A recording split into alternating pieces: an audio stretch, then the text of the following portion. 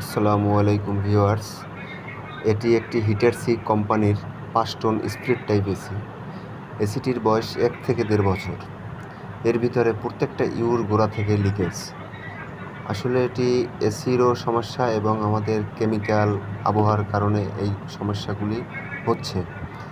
তবে আমরা সস্তায় খুঁজতে খুঁজতে এমন সস্তা খুঁজতেছি যে কারণে আমাদের এই কপার পাইপগুলি খুবই নিম্নমানের এবং পাতলা দেওয়া হয়েছে, তাই লিকেজগুলো সেরে আমরা রং করে দিয়েছি যাতে কিছুদিন ভালো চলে। তবে এটা পুরো সমাধান না, তারপরও মোটামুটি ভালো চলবে। তাই এসিটি বেগম করে পুনরায় ফিটিং করে গ্যাস করে দিয়েছি।